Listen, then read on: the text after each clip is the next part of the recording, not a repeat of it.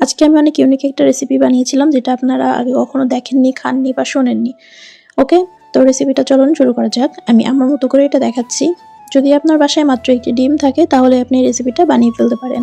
এখানে আছে দুপুরের ভাত, যেটা আমি দুপুরে রান্না করছিলাম, কিন্তু রাত্রে তরকারি না থাকার কারণে আমি এই রেসিপিটা আবিষ্কার করেছি।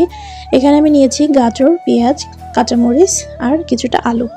তো এরপর আমি কড়াইতে তেল দিয়ে দিলাম। তেলের মধ্যে আমি কেটে রাখা আলু, গাজর, পেঁয়াজ, কাঁচামরিচগুলো দিয়ে দিয়েছি।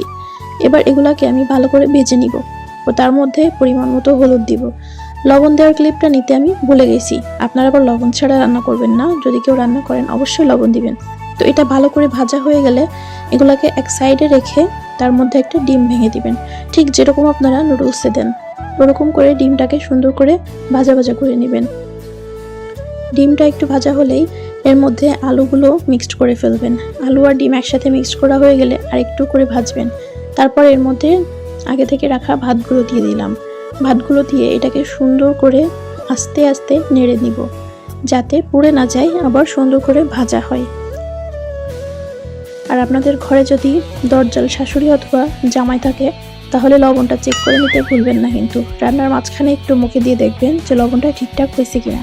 তো এই যে আমার লবণটাও ঠিকঠাক মতো হয়েছে। তো রেডি হয়ে গেল আমার ফ্রাইড রাইস। এটাকে বলে গরিবের ফ্রাইড রাইস।